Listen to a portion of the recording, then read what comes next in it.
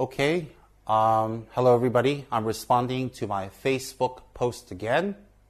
And I posted 3 items again today. Sometimes I'm going to post 1, sometimes I'm going to post 3, sometimes even 2. It depends on my mood. I'm not going to make a specific time where I post and not post because I want to get used to this. And for right now, early this morning, I posted 3 items.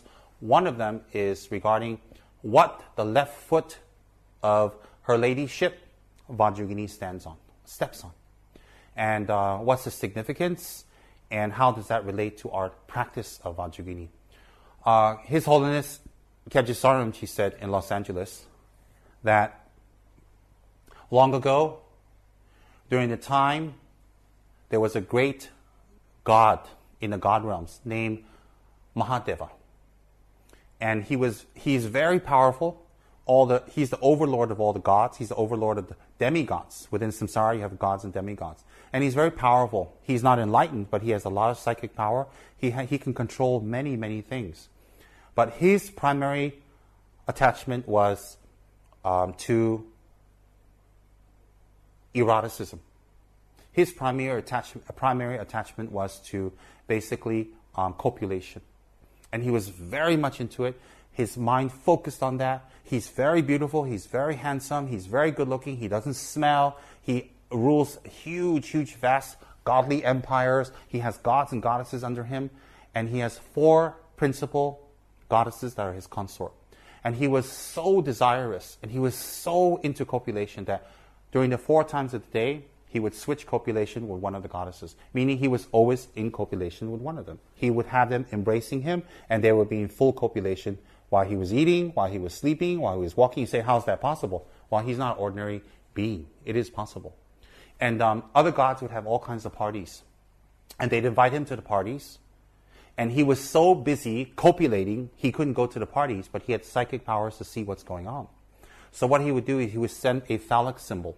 He would send a statue or an image, a phallic symbol of his private organ, and that would float with attendants, that would float with music and banners and, with canopies, and it would float to the party, and they would have to put this phallic symbol at the top seat, the best seat in the house. And then all the other gods have to come and offer milk and incense and offer flowers and garlands and pay respect because it was him coming.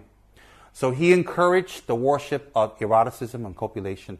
So anybody who worshipped him would get boons, would get assistance, would get help, but they would be infused and they would be overwhelmed by a sense of sexual desire that overrode everything. And to the point of ruining their lives. Not just the gods, not so much, but beings who worshipped in samsara, this Mahadeva. So what happened was he would see if his phallic symbol was being worshipped at the parties. He would see if they're showing respect, because if they didn't, he would punish them. He would be very upset. He wanted respect. So therefore, at that time, Shakyamuni saw that it was time to subdue this being. So Shakyamuni himself emanated in the form of Mahadeva with 4 faces, with a wrathful face, with an angry face, with a wrathful angry face, with a desirous face, with a peaceful face, etc. And he would have 12 arms with 12 different weapons, and two legs, and holding onto a consort. And Shakyamuni emanated in 4 main consorts that accompanied him. So he emanated in front of Mahadeva in an exact replica of him. And then Mahadeva controlled 24 power places in the world. And these 24 power places had a male and female guardian that watched the place. So Shakyamuni emanated a Daka and Dakini in each of these places to counter each of those gods, each of those beings. And so when Mahadeva saw this great god, and when Mahadeva saw this great being that looked just like him, but more powerful, more on fire, more blazing, more bigger, with more abilities, he was subdued. He immediately offered himself and his consort to Shakyamuni's feet. And Shakyamuni, of course, appeared in the form of Hiruka. So he offered himself to Hiruka's feet, and he wasn't forced unto Hiruka's feet. He offered himself unto Hiruka's feet, Hiruka and Vajra Yogini, the mother, and he offered his consort under the feet of Hiruka and Vajra Yogini. So what happens in today's Tanka representations, you see Hiruka stepping on Mahadeva. And he's facing down with his head bent over backwards. So the tip of the feet is stepped on the forehead, and the heel of the feet is on the center part of the back where the heart is.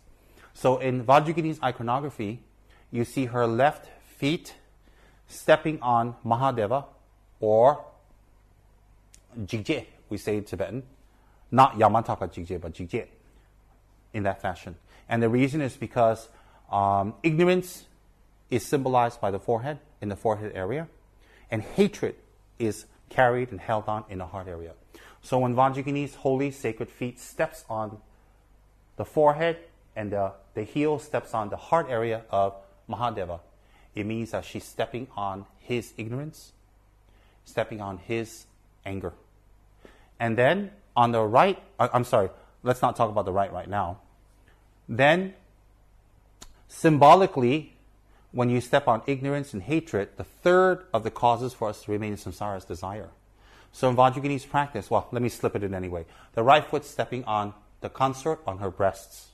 Why? Because in ancient India, in ancient Indian iconography, the breasts are considered very erotic and very attractive, and that's what people always look at. So when you step on it, it is symbolizing stepping on desire. So today's symbolism of erotica or something related can be different. It could be an elbow, it could be a shoulder. I mean, we're just using that as symbolism. So when Vajrayogini steps on the right side on the consort, Kalarati, on her breast, it symbolizes the destruction of desire. And then on the left side, the destruction of ignorance and hatred. These are the three main causes of samsara. Then when you condense it, it's ignorance. So when Vajrayogini steps on these deities in that manner, it actually represents that through her practice, you will destroy and overcome the very causes of you remaining in samsara: ignorance, hatred, and desire. So when you see her stepping on these deities, it's not arbitrary. It has deep symbolism. Then the deities themselves, according to Kyabje Sorumchi, should not be more than the main deity, the arms. That means if Vajrayogini has 2 arms, then the deity below her she's stepping on should not have 4 arms or 6 arms or 8 arms. They should have 2 arms also. Okay, so Kalarati is holding onto a jiguk, a cemetery knife, and a skull cup. And Mahadeva is holding onto some people put a sword, some people put a kadranka, and a damaru. Either way is all right. So Mahadeva being stepped on by Vajrayogini also means this. Although Mahadeva has been subdued, but his karma to influence samsara is still very powerful, combined with our karma to be allowed to be influenced. So therefore, the pervasive energy of samsara now is desire. The pervasive energy and the pervasive downfall of people, the pervasive downfall of people's actions is desire. What brings them down is desire. So what happens is when Vajrayogini steps on this energy, desire, ignorance, hatred, it's representing that although Mahadeva's power is still active within our mind stream, she counters it.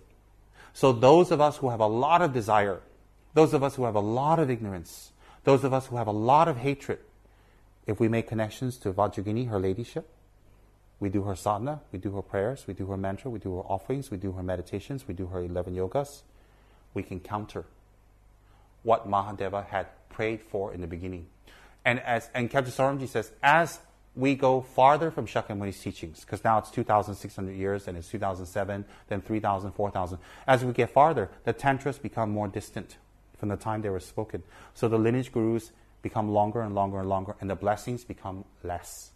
So in other tantras, the blessings become less as you go farther away from Shakyamuni, but Vajrayogini's tantra becomes more powerful. Why? Because she specifically countered Mahadeva. Why do I say she? She is Hiruka. Hiruka is her. They are one. It's just a male and female form. So therefore, as time goes farther and longer away from Shakyamuni's teachings, according to Kyabje Sorumchi, Vajrayogini is the only tantra that the blessings become even more and more and more and more powerful and more able to combat the problems we face in samsara.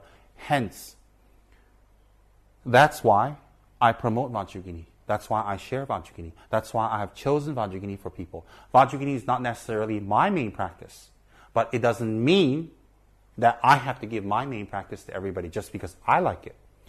I have chosen Vajra Yogini for a few reasons. One is because of my gurus. Second is because her Tantra, as time goes on, becomes more and more and more powerful to combat, to counter the energy of Mahadeva.